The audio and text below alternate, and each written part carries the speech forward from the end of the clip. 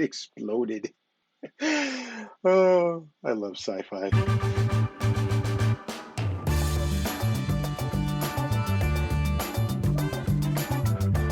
Hey, welcome to Made on Mobile TV. My name is Courtney Jones, and I am a full-time filmmaker here to help you get the best, most professional video out of your mobile devices. And today, I am going to continue talking about how I am creating this thing. And right now, the main topic for today is post-production.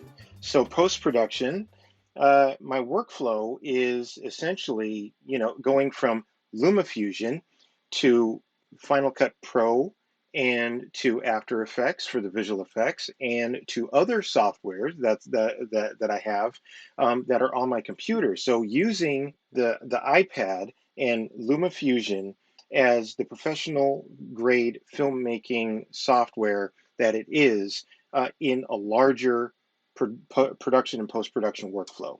So that is what we're going to be talking about.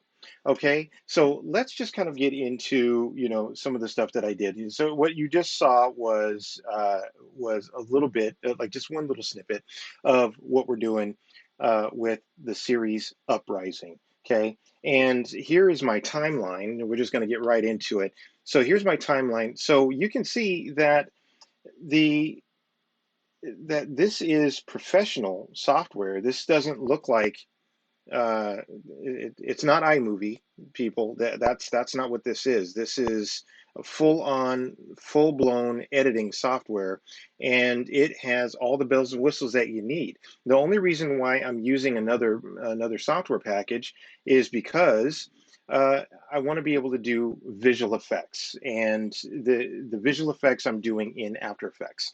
But not only that, but there's also look, there's a robot, but also there's a sound design package that I'm going to be using that I've never used before, and I'm using it for the first time on this show.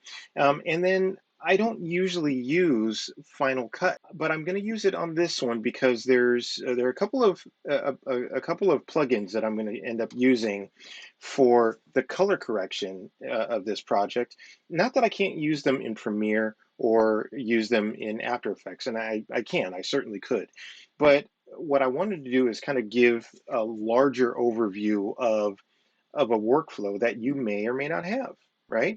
So a lot of people don't use Premiere or After Effects. A lot of people use Final Cut and Motion, and some people use DaVinci Resolve, but and you can certainly do all this workflow with all of those different packages, but I'm going to be doing something a little bit different, and I'm testing out different ways of getting a project done. And this is just one way. Is it right or wrong? No. But the one thing that I wanted to kind of let you guys know is that no matter what you have, I could have done everything in this iPad, in terms of the edit and the color correction and the sound design and all of that. But I wanted to show that you can use it as professional software with other professional software. Okay. All right, so let's go. Let's get into it, and let's talk about the different software packages. And I'm going to talk about my workflow again. So again, my workflow is LumaFusion, which you see, which you've seen here on the screen, um, and I am going to put it up here. So LumaFusion, it is again a full-blown, full-fledged editing software that you can use pretty much any project done. And I'm telling you, look, I'm scrubbing through this 4K HDR footage, just scrubbing through it, like I'm just whipping this thing back and forth, and it's just working. It's just working. So that's one thing that you need to know about your workflow is, what will work with the footage that you're using. So I shot this on an iPhone 12 Pro Max. I shot it in log V3 on uh, Filmic Pro, and I'm editing it here on not even the brand new iPad. I'm using the 2020 iPad, the iPad Pro, but you could do this actually on the phone. There were times that when I was on set, I just wanted to make sure that I was getting that I was getting what I wanted, and I could just do a little quick, snap edit right there on the set, and I was just able to do it. And that's the beauty of this software and in the mobile workflow. Okay, so out from LumaFusion using the XML workflow, and I'm going to show you the XML workflow here. As a matter of fact, let me make it bigger so you can see what I'm talking about. So XML, so I can take an XML out, right? XML out, and I can do it to Dropbox, Frame.io, any of your hard drives, and once you get that out to once you get that out to your other software package, you import it, and the timeline mimics what you had on your timeline in LumaFusion, which is brilliant, right? Now, there are a couple of plugins that I had to use to bring some of these clips into After Effects, but I will show you that as well. Okay. All right. So let's jump into this and kind of see what the actual workflow is on the other side. All right. So let me take you over into Adobe After Effects, and I can show you how I composited some of these scenes. All right, so here I am. This is Adobe After Effects, and I remember I brought this video in using an XML. So basically what I did was I exported the XML with, in this case, I exported all of the footage. I didn't have to. I could have just exported, a couple of clips, which I did in some cases, in some of the cases with these of the visual effects. But I want to show you how you can export all of like your whole project to go to Final Cut or to After Effects or Premiere or DaVinci or whatever, and that's using an XML. So here is the final. So the XML, you export an XML out from LumaFusion, and that turns it into a zip file, and you unzip that file, and basically it puts all of the clips into a folder, right? And so I have all of the clips in here. So I'll hear all the movie files. Here are the stills. Here's some audio, and way down here at the bottom is the FCP XML. So when LumaFusion exports an XML, it is a Final Cut XML. So Final Cut Pro FCP XML. So it's not just a generic XML that either Premiere or DaVinci or some of the other software packages out there export. This is more geared towards Final Cut, but that's okay even if you're not using Final Cut Pro, because I have a software, a little plugin that can translate it from one to another, which is called X Project X27, um, and that just essentially takes a Final Cut Pro XML and changes it into a standard XML, which is cool. But then also, if I wanted to skip that whole process, there's a plugin that I have by Automatic Duck X Import AE, and that is what I use to bring in the Final Cut Pro XML directly into Adobe After Effects. Now you can use that same XML and bring it directly into into Final Cut Pro, and I'll show you that as well. But this is how I've gotten my stuff into my raw clips into into After Effects, so I can composite. And so you see all the different layers here. I have the layers for and I use a lot of plugins, so excuse me, if this looks crazy, but I'm using from Red Giant, which is probably one of the, if you don't have Red Giant plugins, um, I don't know what you're doing, especially if you're using um, the Adobe Suite. There are Red Giant plugins for Premiere as well, but I'm using one to help me composite a little bit better, which is called Red Giant VFX Super Comp. Red Giant VFX Super Comp, and that's what you can see here over here on the on the right, in this panel on the right. And so basically, what it does, you put your background plate, whatever is in the foreground, midground, and background, and then you use, you add different layers that you would normally have to do if you were um, if you're doing this manually, but there are a few shortcuts that you would have to do, like, to build a light wrap. It takes a little bit of doing. Now there are other light wraps out there that you can use, by different different companies, but different software makers. But I just, it's all built in. See this wheel right here? I can just pick whichever thing that I need and composite it in. And then one of the things that I did manage to do was use one of my color correction plugins that I'm going to talk about at another point. And I just give it a quick grade just so I could see if everything was integrating. So you can see as I turn it on and off here, it looks like log capture, which is, how I shot the project. But then I put a little LUT on there just to kind of see, and then I put the little crop marks as well, just so I can see how everything is lining up. But I'm not actually going to render out the color correction because I'm going to be doing that in a different in a different software package, just so you know. So yeah, so that's After Effects. Now, I used After Effects to do the um, to do the visual effects, but I'm also uh, I I usually use Premiere to edit if I'm going to edit on my computer. 99% of the time, I'm using LumaFusion to do my edit, and I'm loving it.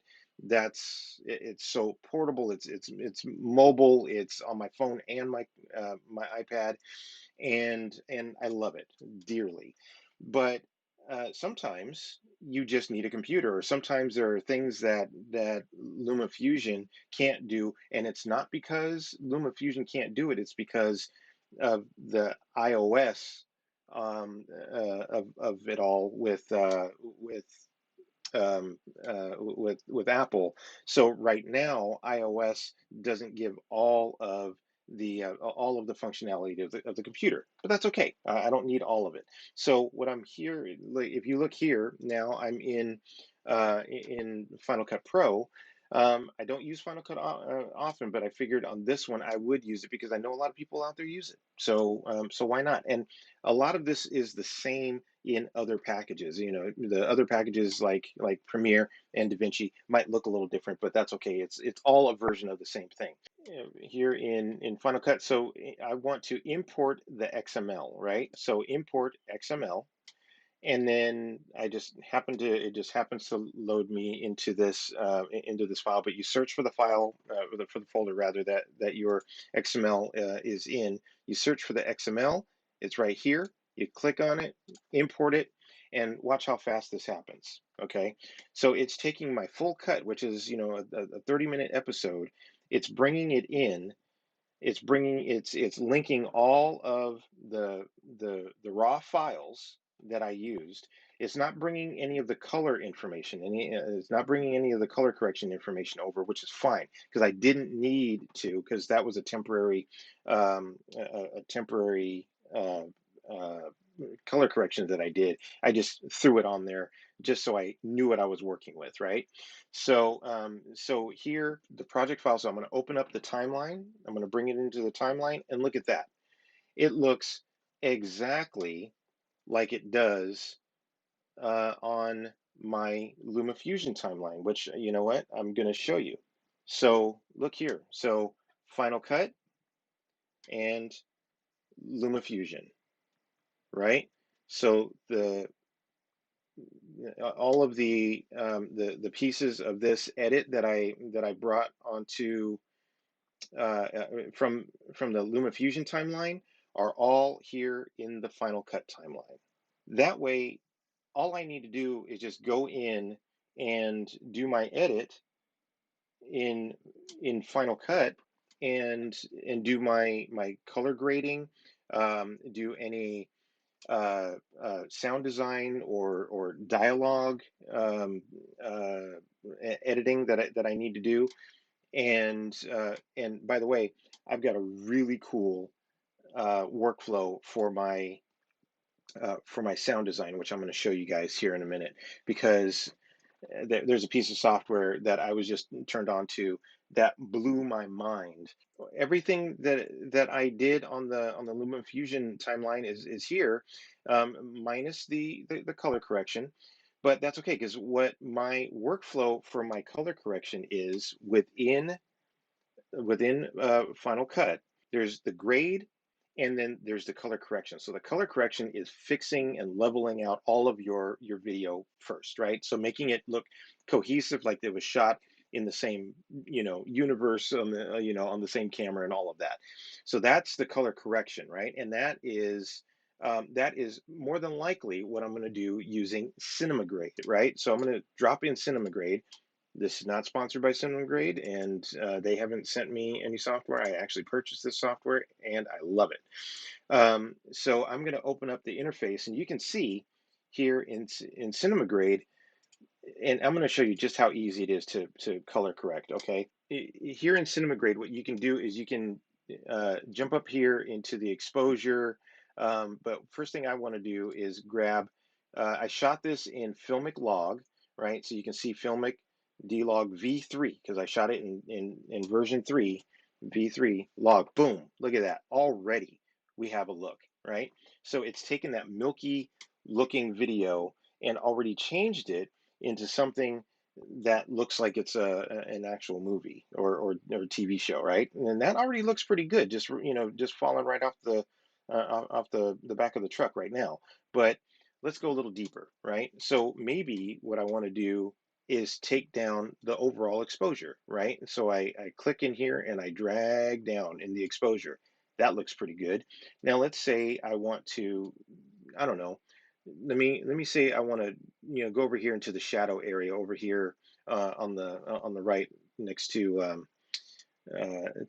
Tony's head, and I just want to drag the shadows down. Look at that. It's drag the shadows down. Now let's say that I want to bring up the highlights, right? So you click on a highlight. Oops, let me just jump back here. You click on a highlight, right? And so something that's really bright, and you want to bump the highlight up, right?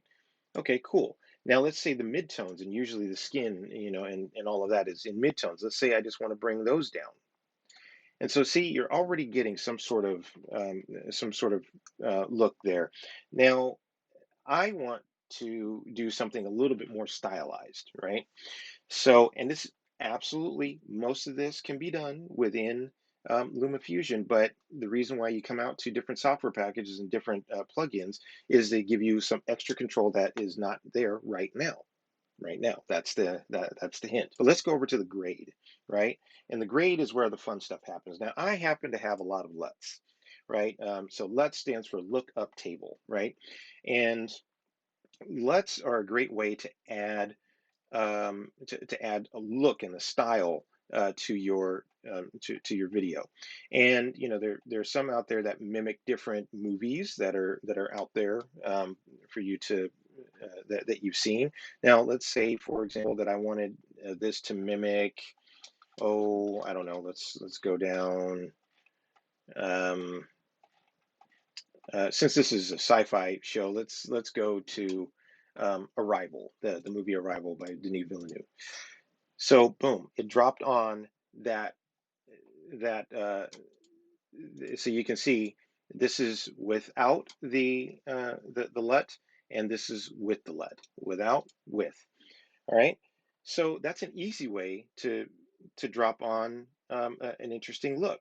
Now, what I'm going to do this a little bit differently. Is I'm going to employ a different plugin. So there's another plugin I'm going to use. So I'm going to take that off. I'm going to keep the color correction that I did, but I'm actually going to use a different plugin that I absolutely love, just recently fell in love with, and that is Filmconvert. Okay, a lot of you have heard about Filmconvert. I'm going to put it on top here. Um, Now, Filmconvert can basically do the same thing. It doesn't have the minute controls where you can take, like target a highlight but it can take an overall view of the highlights. So Film Convert is super cool. So I'm going to click the interface open, and I'm just going to bring it over here. So so it'll be right next to the video. So because I shot this on uh, on a Apple on an iPhone 12 Pro Max, I'm going to show the software that I shot it on a 12 Pro Max, and I used Filmic Log V3. Boom, look, it gave us the look already. Okay, slightly different than the other one was. Like if you wanted to compare the two.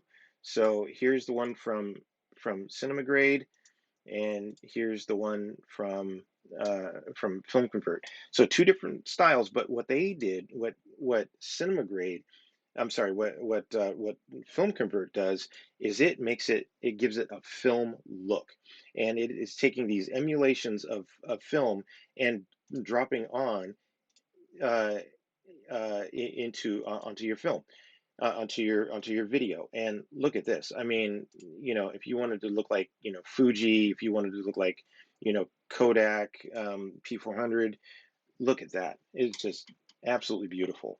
And you can adjust the amount of grain that it has. You can go to nothing, or you can go to 200%. I'm just going to reset it, and I'm going to set mine somewhere around 60, 70%, somewhere around there. Okay. It'll probably end up being less on the day, but this is great. So now, if I wanted to bring the shadows up, I can bring them up or down. I'm going to bring them down just a hair, right? And the midtones, I'm going to bring those up just a hair, and then bring the shadows out just a little bit. And so this is just a game that you play, up a little here, up and down a little there. Um, so there, that is. And then if I wanted to put a different tint on it, I can go back up here. Um, uh, I can go back up, and I wanted to give it maybe a little bit of a different color temperature, so I can go. I'm just going to go extreme. I'm going to go a little bit blue. I'm going to go a little bit orange. So I'm just going to go a little bit blue, just a little bit, and then I can tint it. I can go either towards the green, or I can go towards the magenta, but I'm going to go slightly towards the green. And look at that. I've got a stylized look right here within Final Cut Pro. I have this same plugin on After Effects and Premiere.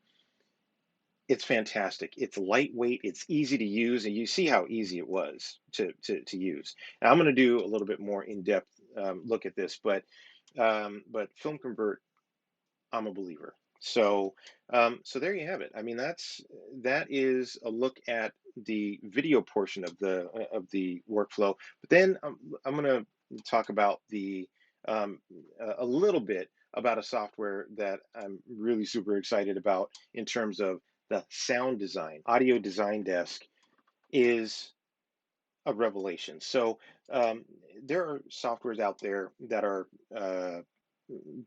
called, Pro Tools, and Adobe's Audition, and Apple's Logic.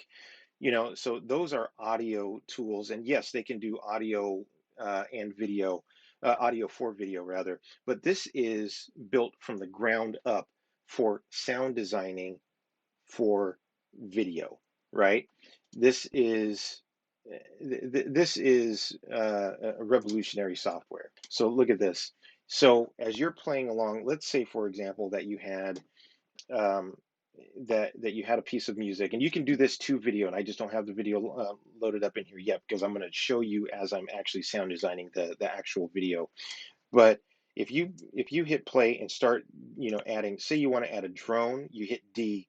And if you want to hit a riser, right? And if you want to hit a transition, or if you want to hit a hit and you want another hit, and then let's stop. Now look at this. It dropped all of these things on here, right? So you have a drone, which, let's just call that music. And then if you have a riser, which is like something that a piece of music that rises up to a moment, and then you have whooshes and all sorts of things, and it randomizes all of these things, right? So it just picked a piece of music, but you can go through and hit. There's a certain command that you can hit that is Command R, uh, and it changes the different video the different audio elements in here, and you can grab all of them if you wanted to to grab all of them, and you can, if you wanted to just change and randomize it, just hit Command R, and look, it just changes all of it. So now let's listen. You may or may not be able to hear it.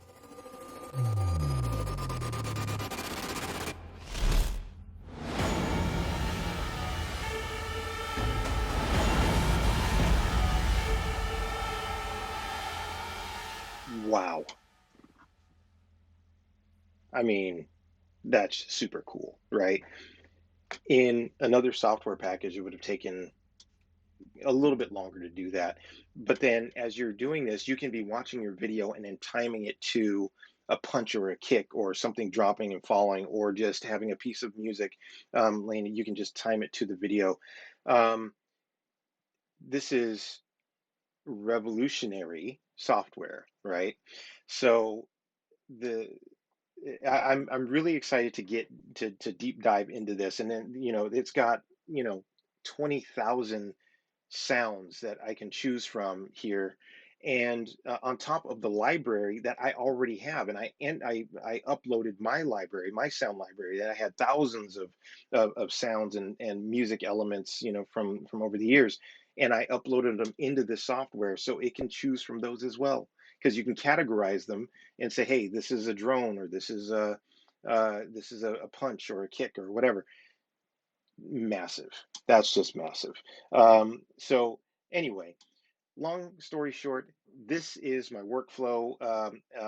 All these pieces of software, by the way, are connected to Frame.io, right? So Frame.io is how I get everything in and out, back onto the timeline within LumaFusion. So for example, if I render out this piece of audio, or if I render out a visual effect, I render it out to to Frame.io, and then bring that in directly onto the timeline, because Frame.io, as many of you know, is built into LumaFusion. Absolutely brilliant. So I can finish the whole project here, or I can finish it in another software package, and what have you. So look, this is great. I'm gonna end it here because I've already gone on too long, but yeah, guys, it's a whole new day for editing. Look, I appreciate you. I missed you, and I'm back, and I've got some other really good news that I'll hip you to soon. But for now, I'm gonna get out of your hair, and I love you like bacon, and I'll talk to you soon.